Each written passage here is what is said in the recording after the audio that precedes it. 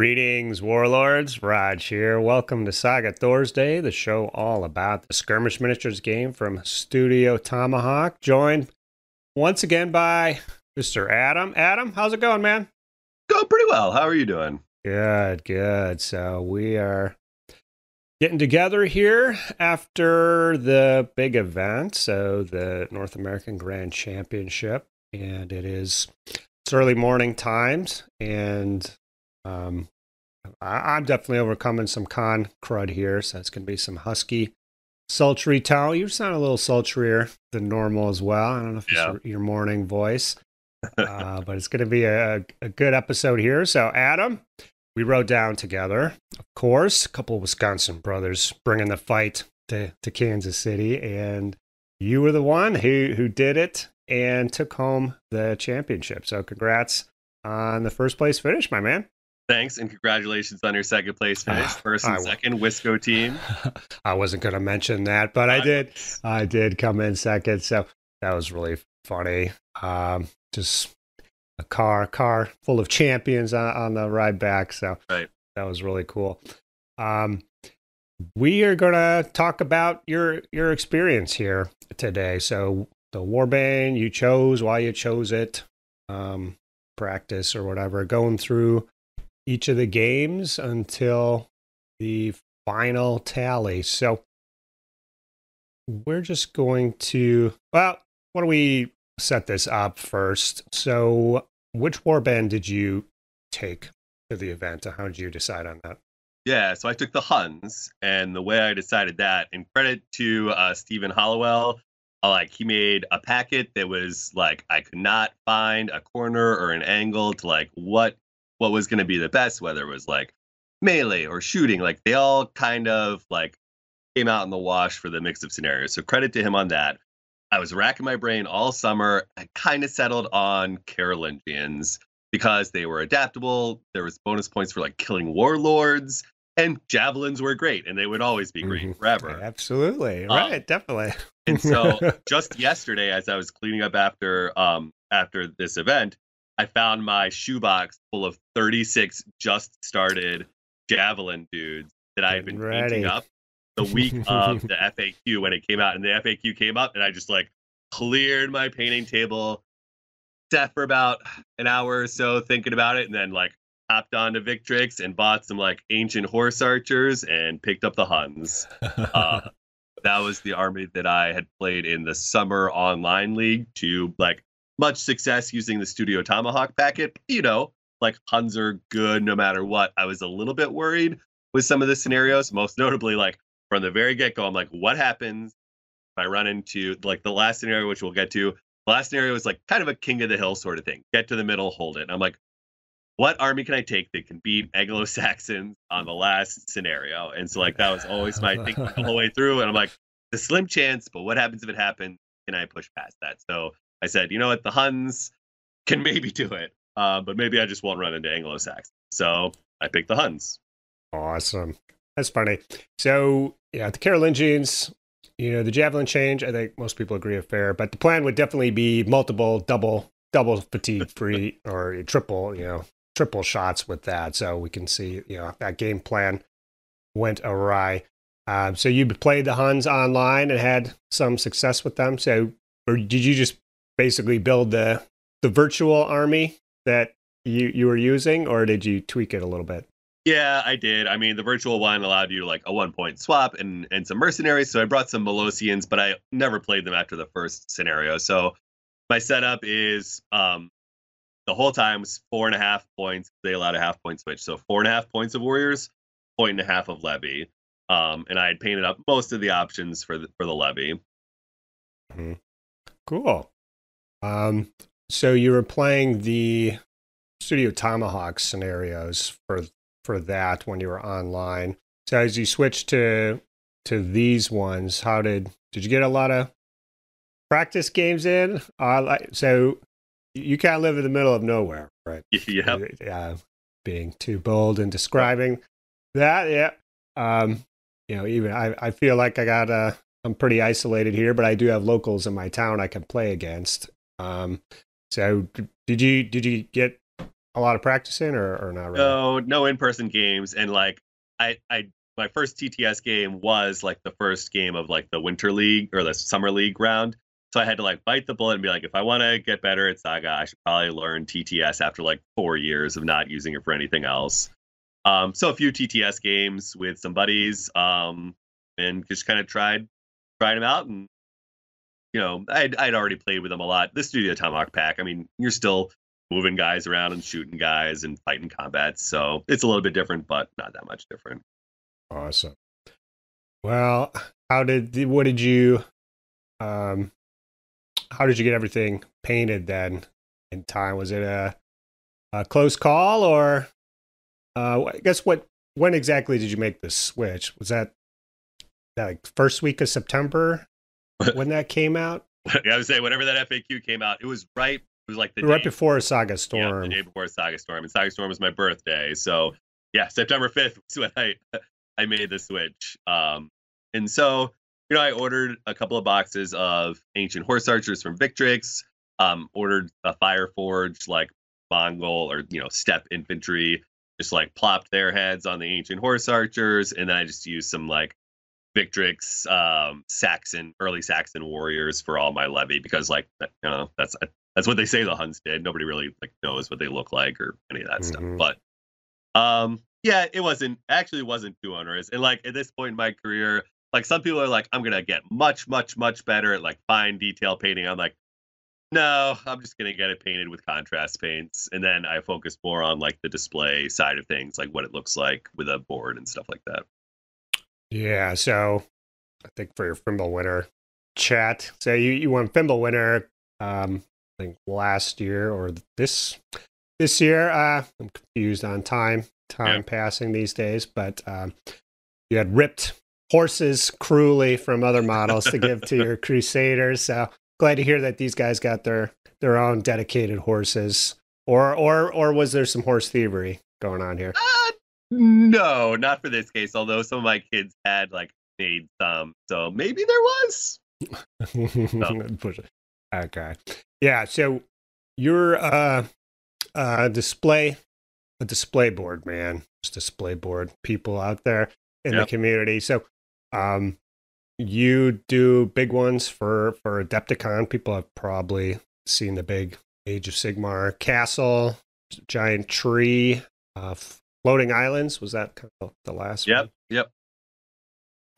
So did all three of those were like the winning, like AOS team boards for Acon those years? Right? They were the winningest ones, and it also had the benefit of like forcing the 40K folks to include us in the parade of armies, and then we won that parade of armies too. That's right, marching for equality there, Adam. I really appreciate.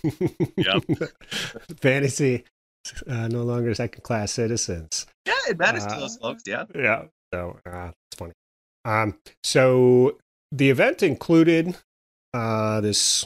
Do you say grognard? Is that the pronunciation of that word? Yeah. So separate kind of sports and paint and battle award. So you built a pretty interesting display board, and I've got a little video clip here thanks to Dan Gossard. I was delinquent as always in capturing tournament things live. So we're just going to play that little clip showing off your display board.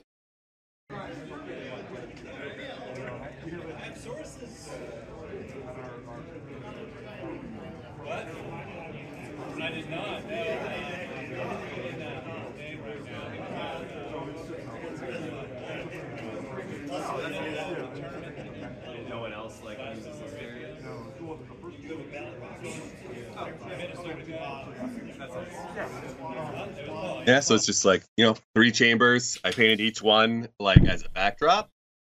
I just used like MDF to split up 3 different sections, and then just like painted each one with acrylic paints. Like, this was so much more fun than like painting models has ever been, because like I don't know what I'm doing. Like with models, you like paint it and you look at it, you're like, well, that's shit because of this. Well, that's bad because of this, that, the other thing. But like with this, it's like, I don't know. I think I'm doing a pretty good job. So did you reference any like tutorials or like trying to copy a picture or anything? I've tried to do that. Just a couple of years ago, I tried to paint like a backdrop like that, and it was a couple tries, and I just kind of scrapped it. I'm super anal retentive, so maybe it was fine, but I guess how did you tackle those? Yeah, it's funny walking into that tournament because like I could just see you looking at me with like my battle boards like flopping out of like my bag and like skittering on the ground, and like one thing's tucked under my arm, and I'm just like jostling in with all my crap just falling out. And you're just like over there just looking at me like, oh, your battle boards fell out, dude. I see your toes. I'm like, ah. Yeah. That's funny. Yeah, I mean, I watched a couple of tutorials. I mean, that's the hard thing. Is like one of the biggest things is like you just kind of gotta like let it go and like be a little bit impressionistic, where like you just kind of like let it all like let it all flow and develop on its own. So that was just kind of fun and just kind of like layering on top of things. But again, it's one of those things where it's like I don't like, to me it looks good, but I'm sure it's some acrylic master painter would just look at it and be like, oh, that's garbage. It's like, well, it's fine. Yeah, no, I think it looks good. It's got the same vibe as the model. If you use real pictures, which people do, it looks fine, but like you've got these chunky models that are painted in exaggerated colors and like, kind of not super realistic shading and stuff all the time. You're kind of, you're painted to make it look good, and it's not a 6-foot man. It's a 1.5 inch figurine. So, I think kind of having that painted backdrop, it's just on the same wavelength as the figures themselves. You could be using some of the same paints, but just using craft store big bottles. Mostly Delta Ceram Coat, or I think there's two or three of those. Can't think of their names. Did that for some, but like in the tutorials, I actually did pick up like the 4 or 5 main colors of like tube paint. Oh, tube. Okay, maybe that's where I went wrong.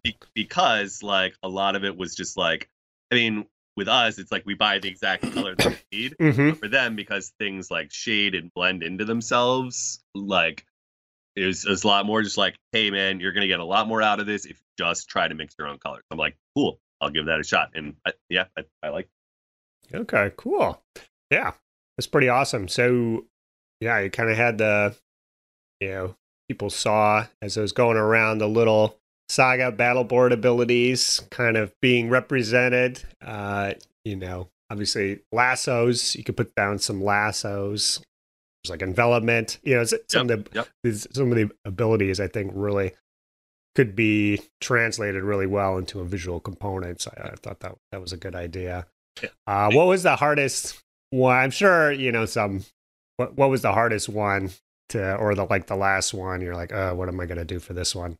Yeah, it's like Barbarians of the East. Like, what is that? And it's also like, well, this is a levy thing, so I'll put it by my levy. But most people are like, don't even know that. Yeah. Right. So it's just like, I'll just put it somewhere. Yeah. It's hard because there's 10 abilities, but 3 panels. So it's like one of these is going to just have to have an extra one. Mm-hmm.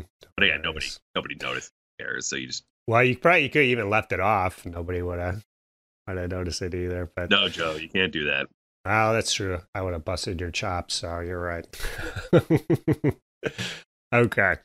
So we got the army set up. We're headed to the event. Just a quick 7.5, 8-hour jaunt from your place. Arrived Friday night. Talked Saga and various things all the way down, and got to the group dinner. Talked even more Saga, I'm assuming, at your end of the table. Yeah. I was like, I was talking to you all the way down. I'm going to go sit at the opposite end. That's all right. Yeah, I was mostly listening at that point. I'd done plenty of talking that day. Mm-hmm. Yeah, I think throughout after the event, I've never done so much talking. Yeah. All the way down in the evening, during the games, in the evening again, and on the way back. All right. So, I don't know if he did. I don't think he really did the matchups beforehand, but in the morning, we headed back, and we got to give props to Charles Yaw for putting us up. So thanks you, Charles. You know, he did that before. He didn't have to. Terry was already staying with him. He would have been within rights to not let us stay. But really appreciate that. Really give us that hospitality. Thank you, and he's real close to the venue. Yeah, that was like the one time, like, is he really far away or not? But yeah, he was right down the road. It seemed like. So let's get into that first game. We got a picture here. So we've got a beautiful river setup here from Stephen Hollowell and the rest of the crew. So I guess if he painted all these or built them himself, I'm sure it was a group effort.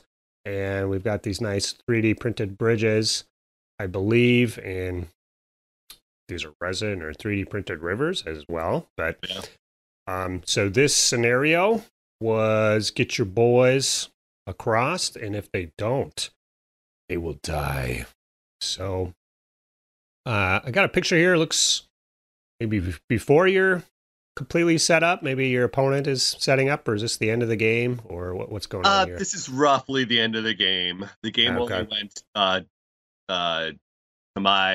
took first turn. It only went to the end of my second turn, just because kind of way things had been. That's how we do it, baby. Yeah.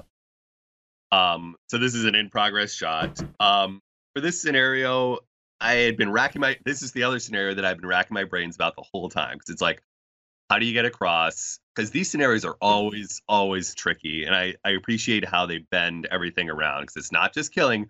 Like, once you get across that bridge, you actually don't want to kill anything in close combat, because like those troops are dead of theirs, so you're only killing your own. So it's, yeah, if you can stop them from getting a cry, you know. Right. Yeah, this scenario, the bridge, or I got the castle walls now for Film of Water.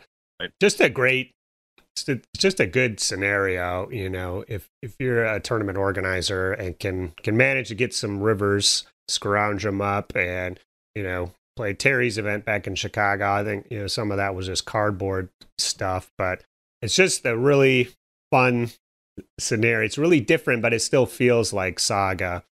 Yeah. Where you can have a scenario where scoring is really weird, and you're like, right, this gets unsaga-like. But I think this is still what Saga's all about. So I think the danger there with the Huns. Now, this river isn't maybe quite as brutal as, the one from the Age of Invasions, where every trooper, you could lose a whole unit potentially if you roll bad. This one, I think, is more like you're going to take some casualties, but you're not going to lose the whole unit. But you still, if those two bridges are blocked, your Huns are going to be in trouble. You're going to have some hard choices. So who was what warband and a player were you matched up with round one? Yeah, so I played against Matt Budney, and he had his Welsh. And the first thing he's like, oh, none of my Welsh stuff works on this river, and the river's right in the middle. And so he's just like, yeah, it's going to be a hard one for the Welsh. Mm-hmm. So you'll see, like, I've got my levy lined up at the bottom to keep his Welsh, teleporting shenanigans at bay. I've got another unit of levy off to the left, guarding another terrain piece over there. So yeah, that's who I was facing. Mm-hmm. So did you just rush? Did you go first? Yeah. So I eyed him up, and I said, is he going to bid? Is he not going to bid? I'm like, I don't think he's going to bid. So I bid 1, because I have to go first in this scenario. And so I bid my 1, and because I deploy half of my troops, so I deploy none of the horses. So I deploy, the stuff that has to go down the levy, the warlord. That's fine. And then he has to deploy everything. So he deployed exactly like you see here, guarding each bridge, like you would generally do. So then what I did when I deployed my second half, I just hard loaded the right side with all of as many of my horse units as I could. I've in most scenarios I took a unit of 11 horse dudes, 11 horse dudes, 9 horse dudes, and then 5 horse dudes, and that was my punch. So that's 4.5 points of warriors, and then you had 1.5 points of levy. split into 2 units of 9 generally, and you had the spear guys ready to go, and you had the bow guys ready to go, and technically, did you have one horse unit of levy potentially ready to go? Never used it. So never used those guys. Did you use the bow in all 5? No, or did you swap it out for in some of the scenarios where you had to hold a point, I used 1 or 2 units. Okay, so we'll get to that, but I think generally you'd lean towards the bow guys, because your combo warriors are basically they're out there leading the charge, in the face of the enemy. So if the levies want to contribute at all, it's just going to be plinking some shots, and they're weak, but somebody have to run past your vulnerable warriors to go after them. So okay, so you smashed them up. Any tricky Welsh shenanigans throwing you off here? Really? You could potentially charge you at the river, maybe, when you're trying to move across. You can do that once. Yeah, really no. So basically, I loaded up everything on the right, and then I'd actually message Steven Hollowell beforehand to get the exact dimensions of the river and the bridge, and I modeled my guys on the smallest spaces they could, so that I could get across. So 1 move up, 1 move over. Three wide, yeah. Yep, 1 moved up, 1 moved over, and then they all do the endless horde, so they can just shift into that back corner. And the main idea for this, as I've been thinking about hunts, is those meet in the middle scenarios. It's okay, you want to meet in the middle and you want to kill the opponent. But what if I come up, hit them, and then go to their corner, and now they have to decide whether they go for the middle they want to, or they have to go back to get me over here. And that's essentially what he did. It's okay, instead of crossing the bridge and getting his points and saving his guys, he shifted over to hit my horse archers. But those guys that are way over on the other side are never going to get there. So I'm always fighting a portion of your warband with all of my warband. So those horse archer armies where people run up and then run back to their deployment zone are only helping the enemy, because that's the direction the enemy wanted to go anyways. That's funny. Yeah. So punch up and then go to the back corner, baby. Hang out. So yeah, and you can see, if you're watching this, you can see the little picture here on the upper right. That's where all the figures are hanging out. So all right. So did what was the final tournament point tally here? I'm assuming your warlord survived. Probably took out his at some point. Yep. And the bonus points were securing the bridgeheads. Did you get the max here? Yeah, full bonus points. And I think Hollowell was right to not have this be the full max 25, just because there was going to be matchups like this where a person who has played very casually sometimes gets matched up with somebody who's there to be competitive for the event. Yeah, so I always do that. Adepticon is built that way, even over the 3 games. For all my events, the first round isn't worth as much, just because the matchups aren't certain, and having the later rounds worth more. Keeps it a little spicy, a little interesting for the submariners as well. So it makes for overall better event. So, right. Well, let's move on to the second round here. This one was brute force. So there's a hill in the middle, and the brutes got to get points for being on the hill. Your warlord gets points for being on the hill. You get points for the brute charging. You get points for the brute killing a unit, whether you charged or not. It's an interesting point there. So you could rack up quite a few points without engaging necessarily. Looks like some big terrain pieces on this one. 2 swamps, solid ground, big forest, big field. Is this one from your perspective as well? Yeah. And again, this is my first turn. The end of my first turn. Okay. And yeah, you will notice 2 marshes feature prominently in most of my deployment setups. So that's usually my first go, is a marsh down, disturbing their area. I second one in another marsh, keeping them from getting some solid ground or something. And then I end as quickly as possible. Mm-hmm. Now, who Who were you matched up against in this one? Yeah, so this was Stephen Holdeman and his Irish, and from what I understand, Oh, okay. he Yeah, had here we not go. played Irish before or in a long time. Well, he says that. He's just saying that, Adam. I see. Just so he can. No. Perfidious. Yeah, so obviously great player. Yeah. Plays a lot of Saga, but probably, like many grown-ups, can't necessarily get in as many practice games as they want as the years go by. So, how did brute force go for the Irish? Just in general for an Irish matchup, how are you feeling? So this was hard because like the brute is a hero, right? So like Irish. Oh, dang, yeah. Irish get another hero. Yeah, and they can increase his resilience, maybe, or something. There's something that affects all heroes on the board too. Yep. So you can go to resilience 2 and the one where like you can activate X number of units based on the number of heroes. You can activate up to 5, and I think he does have 5. Yep. 5 levy units. You could use that ability where he's hiding in the woods. I mean, you're not going to be. You want the brute on the hill, but another option there. Interesting. Yeah. So Steven's force was quite interesting. So he took a priest. Yep. So he had the 3 guys, the priest, and the brute. So that's how I was saying he's doing 5. Yeah. And then the rest of his, I believe, are all levy. All levy, split. And I think it was 5. I don't know. How do you split it? He had some weird numbers in there, but it's like because the coup rate, he had 4 points of levy split into 5.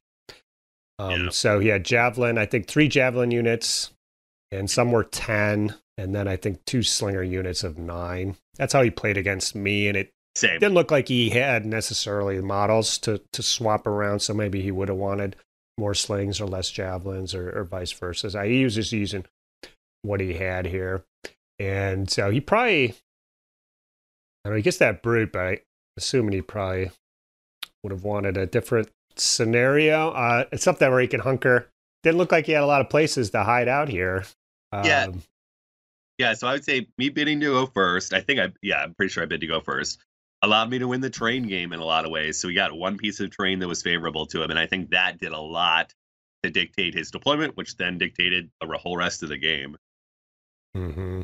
For the Irish, like the scenario gives another hero, but it takes away by having a big empty terrain piece in the middle of the board. Yeah, so scenarios 3 and 4, the terrain could have been a lot different. So he was lucky beating him in 2. Yep. Here when the hill and this whole setup went on. So so as I recall, he kind of put everything in a boxy meat formation to face the onslaught of the Huns. I'm just looking at the picture. Did you split your levy up into 3? I did. 3 units of 6 extra Saga die? So this is where all the extra like thinking about like what the perfect like machine, like turn 1 Hun machine looks like, and so that's what he did. He deployed in that box. Once he deployed, I pulled out my L ruler and like did some measurements. That's like the pagan Rus, you're like, yeah. And I said with development, all right, like do whatever. Yeah, and I said I think I can do a full send here, but you almost always need the full 8 dice, and you need a rare so that you can get that like 2 charges that benefit from fatigue thing off. Okay. And so I looked at his setup and I looked at mine. I'm like, dude, it's the second game of a tournament. Like, this is a high risk play, but like I'm it's there. And he talked to me afterwards. He said what he would change would be to like spread his Irish out to touch the marsh and touch the rocky ground, so I wouldn't be able to do that in development if he had it to do over again. Sure. But with the way it was right here, I hadn't deployed my levy yet, and so after he deployed that way, I said, okay, I'm doing these penny packets of levy to get me up to full 8 dice from the jump. Yeah, maximize. I built.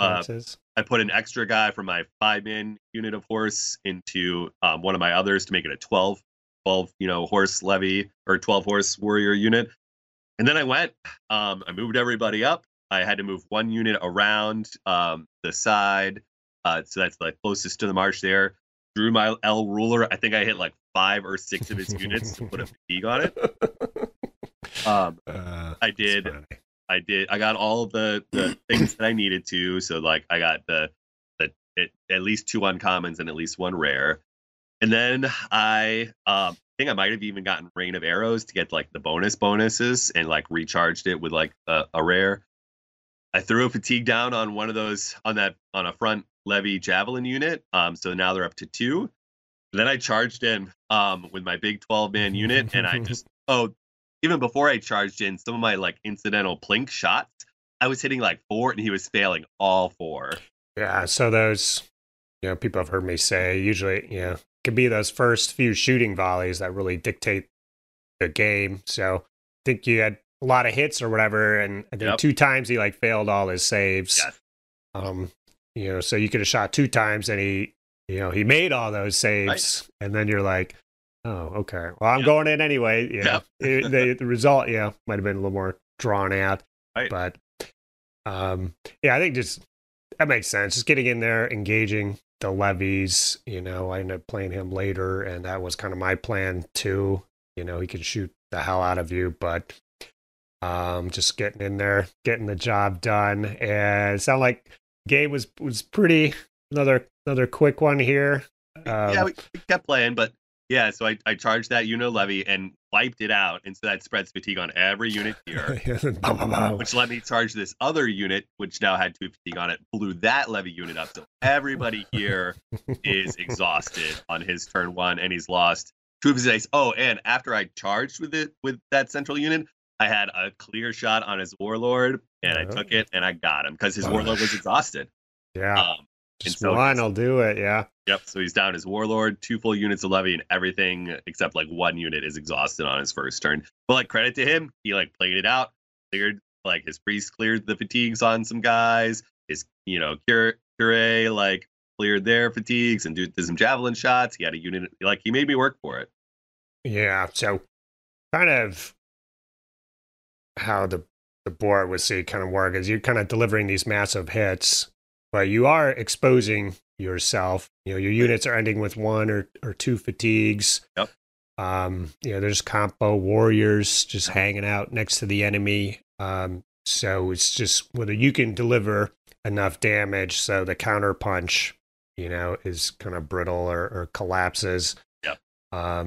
Or just over the long term, win that war of attrition, and we'll see. It works out pretty good most of the time, as we'll see here.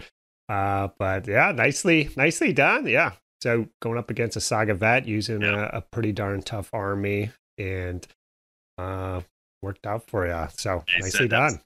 That was the first time he's been tabled in Saga version 2. So it's awesome. It's a crazy game. Right. Well, let's move on to round 3. We are playing. What is this one? To settle a grudge. So this one is basically, kind of a pitch battle type setup. You get bonus points for eliminating enemy units, for charging enemy. You just are a winning melee. So you'd have to win the melee. And if you can kill a boatload in one go, you'll get a few more bonus points here.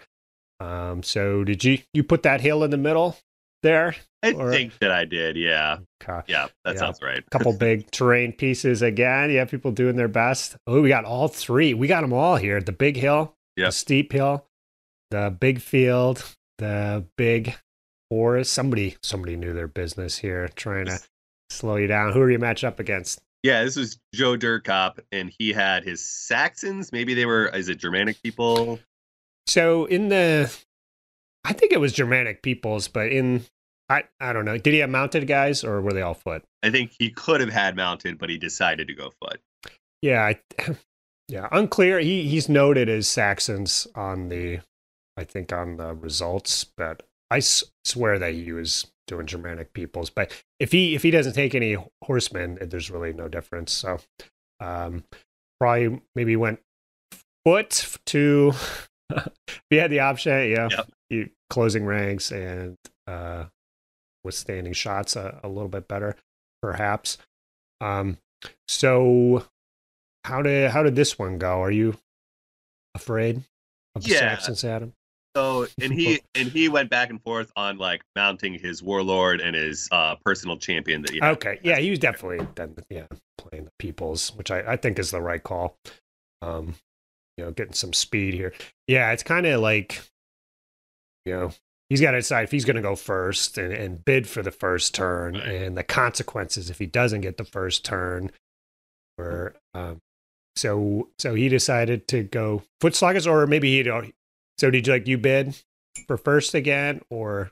I don't remember. I think I did bid for first one, or we just like, or maybe I didn't, because I was thinking like if he gives me some points, I can play off of him a little bit, and maybe just like to this point I'm on 2 max wins. Like I'm kind of towards the top of the leaders bracket, and I'm saying, is this when I start like counting my eggs and like not going full send anymore? So I think we just rolled off, and I got it, or I only bid one. Okay, so you did go. You did go first. We're going first. Yeah, and so yes, he if you're going second, put one foot makes sense. He doesn't have to decide till it's already in place. So, how did this one, guys? The Saxons notoriously no defensive abilities in the slightest, except that little jeers to slow you down a tiny smidge for one single solitary unit with maybe a fatigue or two. But and a couple of times he did jeers. It was weird, like rooting for him to make his saves. And one time it did nothing, and one time it did one fatigue. So it certainly didn't do like if the Irish. Wow. Yeah. Whenever I used it, I was like, it was a. I'm like, oh, okay, great. I'm not going to take any hits on this one. I know, since I popped jeers. So it was just a mental thing. So to do your hit or kind of your preferred play first turn, do you need a rare each time, or is that just like icing on the cake? Or okay. Yep. You just put it in something else that gives you the bonus dice for a charge instead of 2. Okay.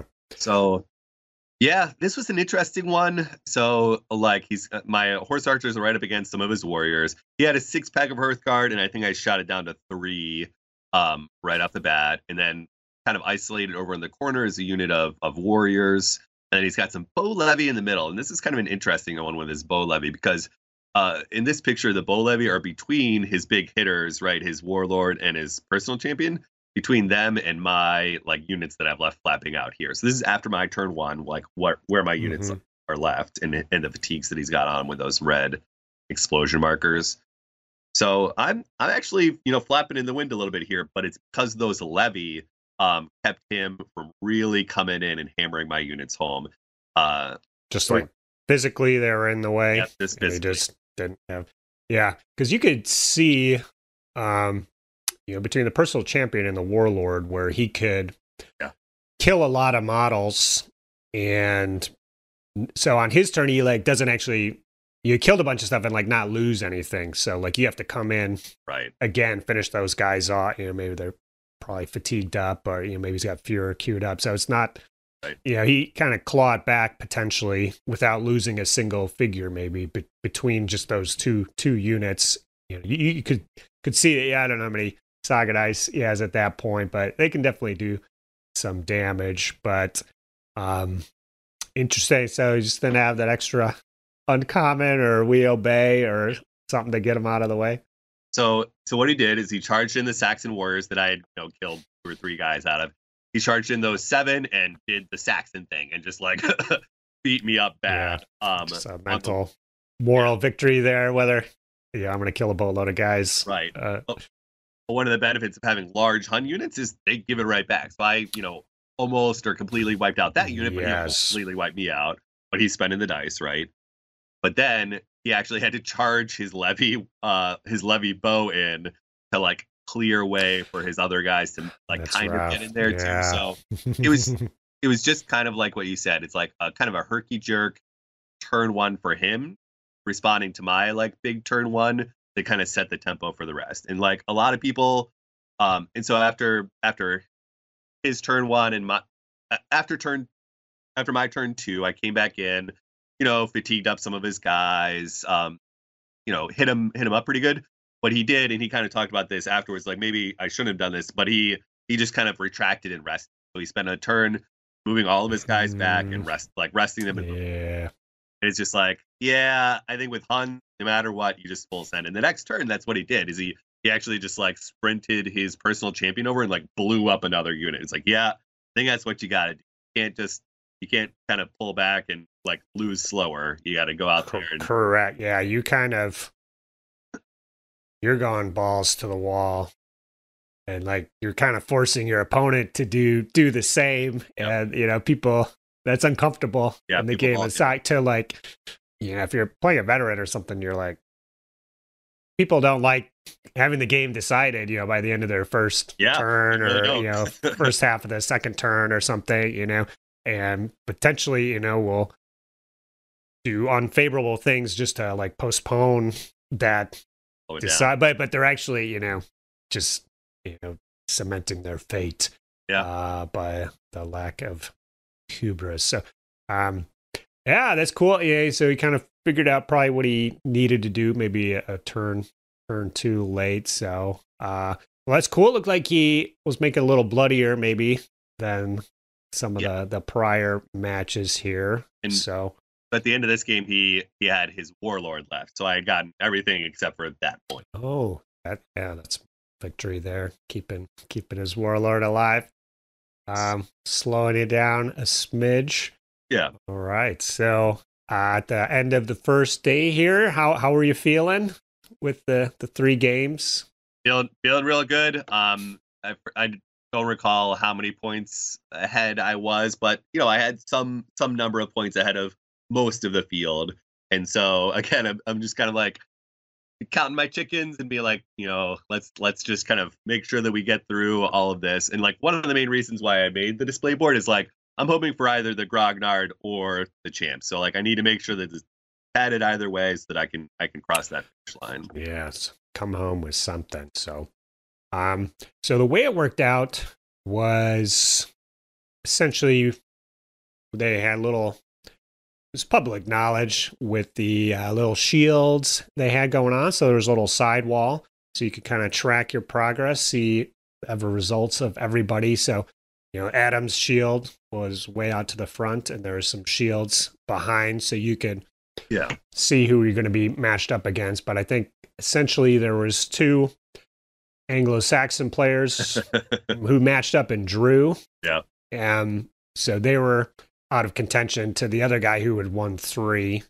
so basically you knew you were going to be facing Joshua the next day with his Romans. And so he had just beaten me that day. So, he wasn't a slouch in any respect. So you knew you had a tough game going up here, and they've got they got the no special equipment levy, the board, can shoot without spending, get some good shots with the Manu Ballista, a big warrior unit. You could have a levy unit shoot. He's got defense dice, fatigue management. He's got that one ability that punishes a unit activating to charge or shoot more than once, which is like, okay, well, you like to shoot more than once. I love it. That's a problem. He's got that lower left, multiple charges. He could throw it all out, do 4 decently souped up charges for 2 dice if he wants to burn all his impetus. So he's got all the tools in the tool chest. He's won an Adepticon tournament. He just beat me. So have you played against the Romans previously with any I've never played against them, and I was like reviewing that board that evening and that morning. I'm like, these guys are good. Like they got a lot in their package. So I was sweating it going into this one. Yeah, so I agree. There's everything I was talking about. I kind of experienced firsthand there. I always kind of thought, there's an impetus tax, right? So it's not good. But they've got all the tools there. They're not slouches by any stretch, right? And I think they can be the masters of conservative play with the shooting, or you could go all out with the chart. You just don't know. So like a very flexible force. And so we got the picture up here, another big juicy hill in the middle. We got some ruins, and it looks like we got guys like hiding behind it to block line of sight. Yep. So the big Bolter Mani Ballista shoots 2L, right? Yep. It's not, always confuse that with the Age of Magic War Machine. They're kind of similar, but so the shooting on that, just to remind people, it's 1 die for every 2 figures in the unit, and it always gets a +1 to hit. So if you're running those big, like a 9 or an 11-man unit would be 5 or 6 dice hitting on 2s. Yep. And I think there's 1 shooting react. You can get 1 defense dice, or maybe 3, or for the Huns. So going to be taking some damage here. And this scenario is Wrath of the Warlords. This is diagonal deployment, and you got to get out of your deployment zone at the end of the game. So not going to be a problem for you. Probably not for him, but if he's like, if he's going to turtle up, then maybe that affected his decision making, because I don't, he against me he formed a nice little castle. Eventually there was gaps in there that I didn't exploit, and so see, he could have recreated that, but I don't believe he did, looking at this picture, and if I'm remembering the tales. So how did the bidding for first and second turn come into play? Get us started. Yeah, so Josh came into this with a plan. Like he had said, I talked it through with my buddies, after he had kind of launched it. So he bid 3 to go first. So I'm saying, all right, that's big. And in the game of Saga, that turns a win into a draw, or a draw into a loss. And I was already looking at this matchup, and I was saying, if he does his normal thing where he castles up, I just try to avoid his Mani Ballista, plink where I can. He plinks at me. We're about even. I call it a draw going into game 5. I'm still kind of ahead of some people, and I'm okay. And I moved past this hard matchup. But him bidding 3 is like, oh, okay. And he immediately slapped down the hill exactly where he wanted it, and he knew he wanted it. I'm like, okay. And so he slid it into his deployment zone. So I'm like, okay, that's Ballista Hill right there. Sure. So just the significance there is, if he can get the Ballista partially on the hill, then the hill does not block line of sight, right? And it prevents you from using the hill as a defensive piece, which is probably what you would have wanted to do, right? Yeah. He deployed, he deploys half of his guys first. So he deployed, those guys that you see on the hill. And then I had to deploy everything. So I deployed everything exactly like you see it here. This is top of turn 1 in the middle of his turn. So, and I measured out double L from where he could deploy for these guys in the corner. And then I tried to hide from the hill behind these ruins here. Sure. Yeah. So the assumption was the rest of his force would be going into that, where, slotting into where those original units were set, and putting everything back so he doesn't have a first turn. Yeah, just make it hard for him to get anything going. And at that point, Josh is, he had a very clear plan of what he was going to do. And after my deployment, you could see he was kind of thinking about it a little bit. And you could see he was he's a thinker. Edging out of his comfort zone bit by bit. And then he finally committed, and he dropped down the Ballista, the Archers, and the Hearthguard, which you see currently engaged with me behind the ruins, all on that far edge, hanging out on the corner so that he could get those shots turn 1. And he said, all right, I just need to get a big alpha strike. That's what, he's like, that's what my buddies said, is hit him hard, hit him fast. And so that's what he attempted that first turn. And so he set it all up. He measured out his dice, and he went for it. So he did that big Mani Ballista shot, whiffed the first one. It's just, Well, he's hitting on 2s. So were you just making the saves, or is he just combination of 1s? Yep. He rolled 2 1s, 4 pluses, and I rolled 3 saves. Yeah. And so he's like, oh. So he moves it, and then he shoots with it again, and he kills 1 guy. And same thing, he moves up his levy there to get a shot for his bow guys, and they don't kill anyone. And he's just like, oh. And but he'd already moved up his Hearthguard to be in charge range, and he's like, do I or don't I? But he'd already moved him up, and so he charged him in, and he wipes out, he wins the combat. I kill 2 of his Hearthguard. He kills 5 of my guys, 4 of my guys, something like that. They still generate a Saga dice, but like he wins. So I withdraw, and he's out there with 2 Hearthguard. And so it was not the alpha strike that he was hoping for by any stretch. Yeah, definitely not going to slow you down. And he's overextended. Yeah. But with the bid and with the deployment, like you're going to lose. You can't, if the ballista is in the middle of the formation, there's a chance it'll survive if the bow warriors, are surrounded by levy. Right. The counterpunch could remain intact. But so I guess in your first turn, the swarming began probably on that left side there. Yep. So I wiping that stuff out. Yep. So I shoot up what's left of his Hearthguard. The mini ballista has 2 fatigues on it from shooting and moving last turn. So I go up and I blow that up, put some fatigue on his guys, and then I start moving my out of the way warriors, pretty far straight up. They actually move in front of the ruin. So it's one of those Hun, like if you're gonna go, just go full court press, get all your shots in, start doing damage. But I'm shooting levy, right? That's what he's presenting to me. So I'm not exactly like setting the world on fire, other than getting rid of those Hearthguard and mini ballista, which are big, but they're not everything. And so like I'm out front there, but this is where like the Romans board really came in, and he spent all 4 of those impetus on those 4 big charges. Yeah. Oh my goodness. That's what but that for me, that's the key point. The shooting's good, but those charges, how are they set up? Yeah. What units in range? So at that point, like what was charging into what? Yeah. So he started off with a determination charge with this warlord into my big block of 9 warriors. It's 9 warriors. And he didn't have I don't think he had the special like 2 defense dice thing up. So I actually got 2 lucky hits on him from that. And that was one of the things where it was unlucky for him. But not unheard of, right? And so he charges me, and that's actually so at that point he's got an exhausted warlord right in front of my bow levy. So he's like, you know what, there's nothing I can do about that. But he charged his warriors, his regular levy, his I think another unit levy, and his archers still had 1 dice or 1 fatigue on them even after resting up. So he charged all those in and just smacked me around and didn't lose like a single guy, and on every combat. I was lucky. Well, whatever.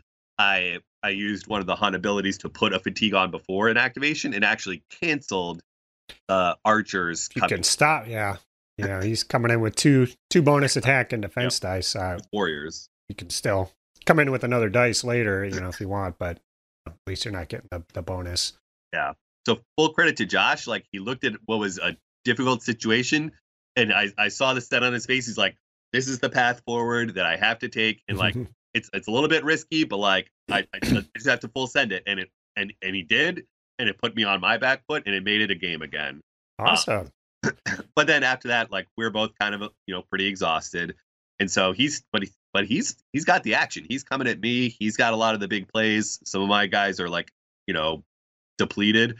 And so I just like spent the rest of the game kind of trying to fight past and around him just to get out of my deployment zone, and just sit on some of my early wins. And like I think one of the big things was me being able to shoot his warlord. That really come out. Yeah.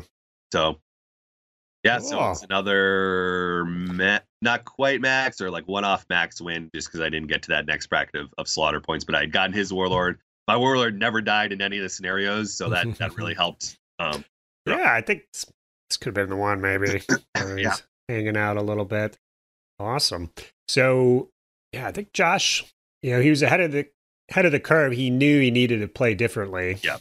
And so some of your other opponents, needed to approach the match differently, but they didn't know it until after the match or halfway through the match, or around.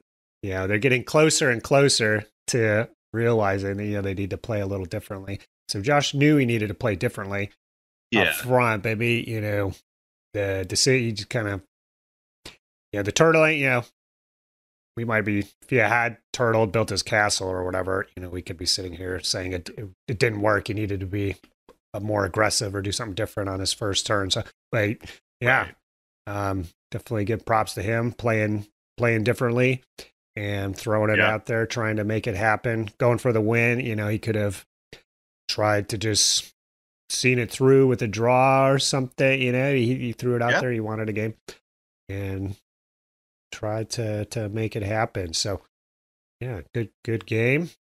All right, so moving into final round here. So you are sitting on 4 big wins. I think you are the only one with 4 big wins. The next closest is 3 wins and a draw, I think. And you're playing Charlie. Is that right? Charlie Clay? Yeah. So Charlie Clay. Yeah, another good player. So he had won one of the Ancients ATs. I just recorded earlier in the month, Saga Thursday with him. And so, he did well at Adepticon the prior year. So he's just no slouch, plays games all the time with those Ohio guys and is super. Yeah, I think he's got a lot of Saga instincts built into him from all those games. And he was playing your worst fear. I don't know if it was your worst fear, but the Anglo-Saxons, is that right? Yep. That's like I said at the beginning, like, what am I going to do if I face Anglo-Saxons on the, Sacred Ground, which is essentially King of the Hill, get to the middle, hold it. So, but you're really, how do you're worried about the Anglo-Saxons wall, 72-man wall of levy was really, so his warband was kind of different, wasn't it? What was he taking? Yes. Yep. So he had 8 Hearthguard, 8 warriors, and the rest were levies. So that's actually what I think is like a much more moderate and like smooth curved like Anglo-Saxon. All levy is like bet big on those rares, and if you don't get them, you don't get them. And I pass by Charles's like table sometimes. He's like, I didn't get rares for 3 turns. It's like, yeah, that's right. That's everybody heard about that. Yeah, I kind of like that. That 8 warriors is interesting. I think. I've been thinking about. So the warband I built eventually will be turned into an Anglo-Saxon force. It's interesting. The 8 warrior. I could see like a 10 or 12. A point and a half kind of makes more sense. But he's doing a big 8 Hearthguard unit, so he's got different tools in the toolbox. Now, I think the interesting thing is he swapped 2 of the levy into bows, right? Yeah. Yep. So he had just 1 unit of the dreaded, no special equipment levy. Obviously the bow guys can turn into warriors, just like those guys. But so, he kind of had a plan to maybe shoot you out here or use terrain. Yeah, I guess if those guys get in terrain, he feels safe with them. But so this was Sacred Ground, I believe, which was mentioned. So you scored 3 points for the objective in the middle by having more Saga dice hanging out next to it. Very short. Yeah. So if I got 3 units and you got 2, I'll get the 3. You score on the opponent's turn. So there's an element you have to throw it out there and kind of dare them to try and push it away or meet it by bringing your own units over.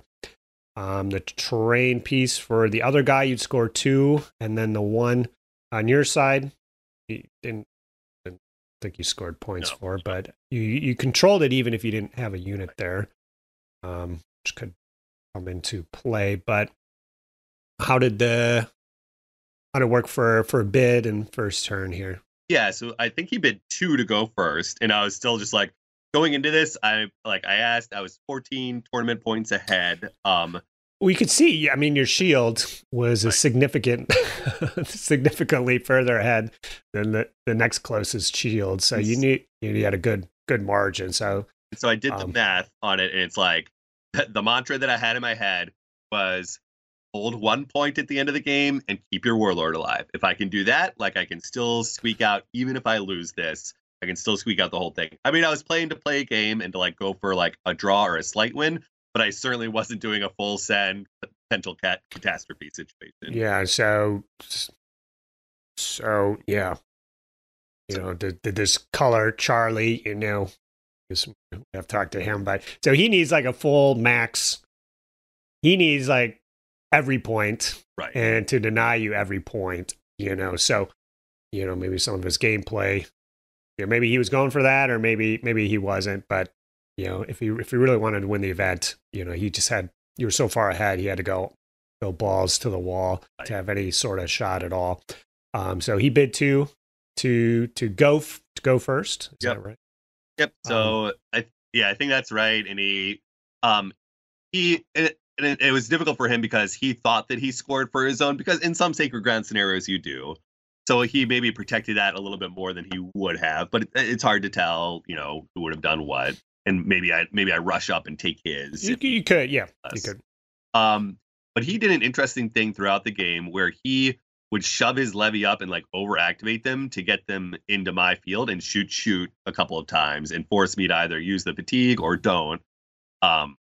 So it was an interesting, aggressive, like levy shooting strategy that, was killing some guys. I've got a unit down here with one guy left. This picture is at the end of the game, actually, like my last move. And so him bidding to go first, in my head, I'm like, oh, thank God, because the tournament pack, you get extra bonus tournament points for each point you control at the end of the game. So that just puts me in the driver's seat to like make sure I get at least one, that my warlord lives, and I get at least one. Sure, yeah. So you don't have to, you can just see the state of the board at the end, and you were saying you were just targeting, just getting a couple objective tournament points, could be enough for you. So yeah. Cool. So the scenario, so he's plinking, he's shooting at me. I charge in and hit his levy, blow.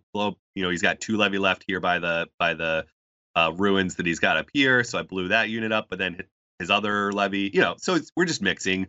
I'm staying in my zone and I'm slowly shifting to the right as he's kind of advancing on the left. So we're just doing kind of like, we're just kind of swirling around, but I'm playing way off of him.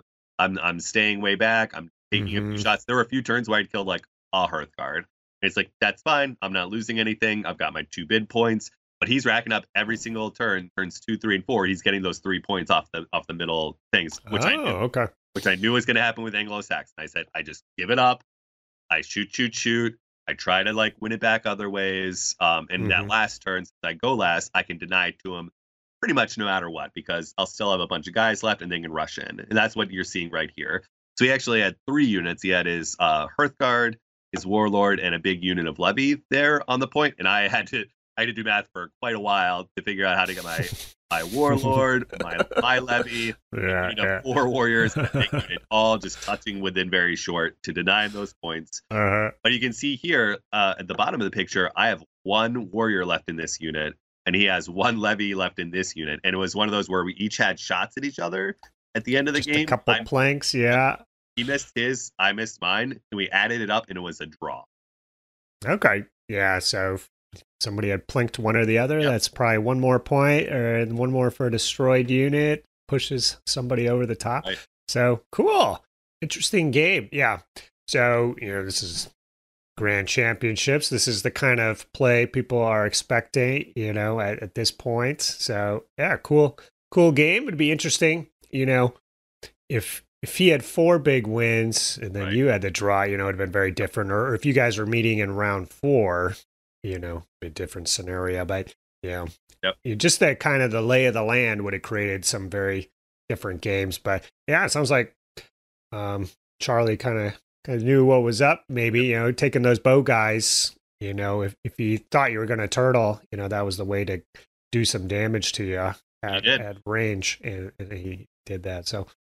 Ended up being a draw, and I guess with kind of the tournament point, you got two of these objectives. Yep. So it was 16, 14 at the end. Yeah. 16. So yeah, a little bit of a moral victory, or on top of it, a little point victory, even though it was a draw. Still got a couple more points than him. So it's got to feel like a win. And since you knew a draw would get you a win, that probably also helped it feel like a win. And I always knew versus Anglo-Saxons in this scenario, I give up 9 points. Like that's not nothing, right?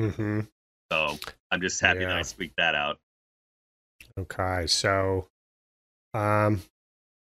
Going in, did you know mathematically if that was enough to win or not, or was it still? No, I had done the math, and like I said, even if I had lost but kept my warlord and held 1 point, I was still gonna win, and I don't think anyone else was even close to Charlie. In it to like hopscotch me over even if I lost, correct. I still think I passed everyone else. Yeah, so I got I think I was 10 points behind you. Put the thing on here. Yeah. And so I think I got 23 out of 25 in the last one. Right. So I only could have scooped 2 more. So I think you're right. Yeah, even a loss probably would have done it, but nobody would have had a perfect record at that point anyways. So it comes down to just those points accumulated for sure. So yeah, but you pulled it out, had some tough opponents for sure. Saga veterans, it was hard. Once you got there, you're like, at the start, you're like, oh, there's gonna be some tough games over this weekend. Like, you're more than likely going to be playing a tough Saga veteran than not. At this one, and people were bringing the goods as well. That's kind of how the tournament was built, and that's definitely how it played out. So nicely done. I'll give you a little clap here. Happy for you. You managed to take home not only the big award. I think you would have taken the Grognard as well. Is that right? So you did get there, or not? He kind of, I think he wanted to keep it separate, but I don't know. I can't remember here. So Charlie won. What? Charlie got the Grognard. He got the Grognard, and he was gonna like the player's choice. He was still gonna like divvy up so that nobody got everything. But I think that just kind of doing the math, he said, I think some of the numbers had collated or something weird. So he just, for ease of simplicity, just went with the straight numbers and allowed for a multiple one. So I also won player's choice. And it looks like that's what you got. Okay. Yeah. And he published the information. I got 16 votes, and he said, that was the clear winner of them. I think DJ Andrews got 9, and there were some 5s and 7s in there. So yeah. Thank you, everyone. That makes sense. Yeah. It's that, you want to divvy up the awards if you can, but it's like, let's see, like, they voted for you. So like, what do you do? So yeah, nicely done on all fronts here. So you came up with a game plan, you executed, and you got the goods to take home. So yeah, gotta feel pretty good about that. Yeah, and there's whispers of an FAQ that will affect the Huns. So I got him in under the wire and got to play them the way that they were, and so we'll be having a different conversation in a year, maybe. Possibly, yeah. So we know that the Huns are a good faction. Maybe there'll be a FAQ by Adepticon, maybe not. Maybe they won't really be affected by a FAQ. You just never know. So definitely a good board. You kind of played it a little differently than people expected. So the winner, Saga veteran wisdom is small units when it comes to combos, but the big ones, throwing it out there, and it's just those, when they come in to do the damage, you still have all those attacks, right?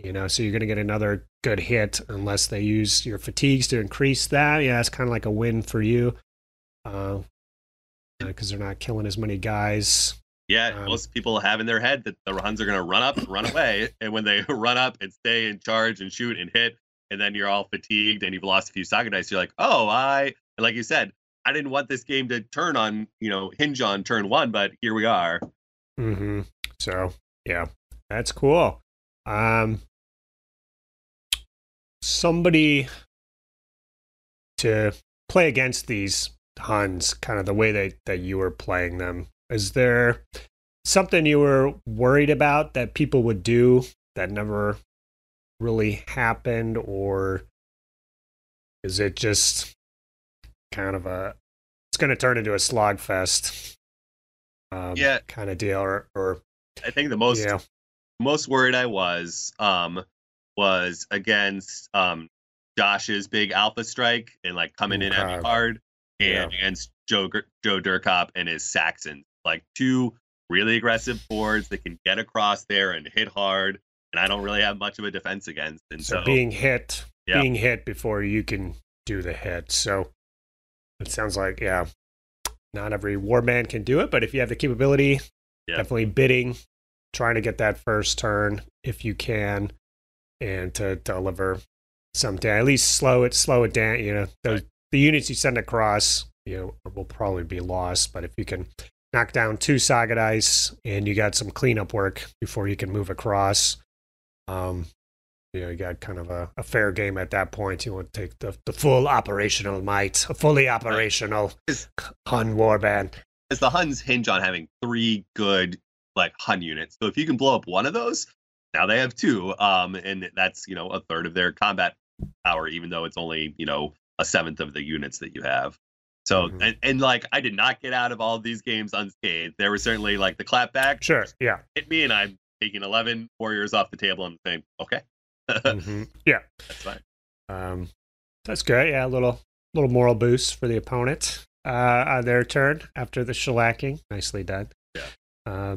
Awesome.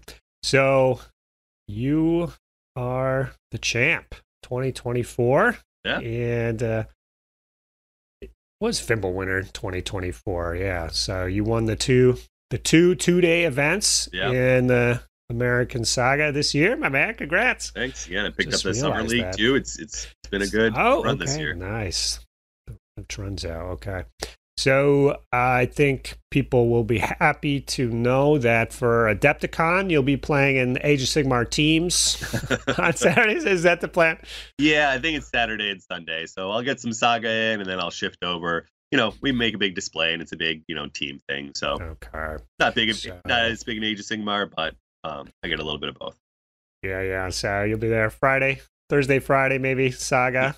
But you'll be out for the Age of Vikings and Invasions, which will be on Sunday this year. So Adam won't be there pushing the Huns around, but the opportunity is out there for other folks to give it a try. But the rules for that, I know, will be a slightly different setup, different scenarios and everything. So I'll be curious to see if the Huns can replicate their success there. But a lot of that's player behind the wheel here, Adam. So you're definitely a skilled player. And thanks for coming on today, explaining how you did. I really appreciate it. Yeah, thanks for having me on.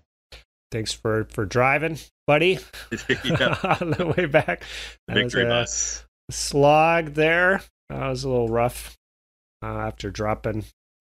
We got to your house. I had another 2 hours to go and made it, but kind of threw me off for the rest of the week for sure here. So just getting back to normal. So I had a lot of fun riding down with you. The games were fun. Sounds like you had fun games. So definitely an event worth checking out next year. I believe their plan is just run it at this kind of mini convention every year in November.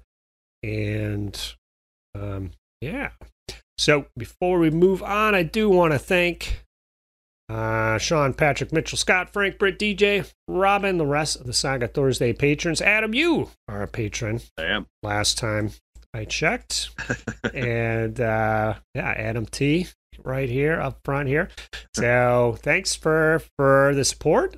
You and everybody else wouldn't be having the mojo to do these extra videos without it. And if you have any questions for Adam about any of the games, comment below. If you played Adam and had any thoughts or comments that you wanted to share about your game, post below. I'm sure Adam will see it. Otherwise, sometimes you're on Discord or not really. Yeah, I'm there. You say Adam Trunzo? Is that your name on Discord? Mostly lurking. Yeah. Lurking, watching, waiting. All right. Okay. So, Adam, I'm sure we haven't seen the last of you. But best of luck with the next project, and we'll talk to you later, man. Cool. Take care. See ya. Bye-bye. Bye. Saga. like to see more Saga content, consider joining the Heathen Army over on Patreon or popping on down to the Saga Thursday Discord server. Links below. Thanks, guys.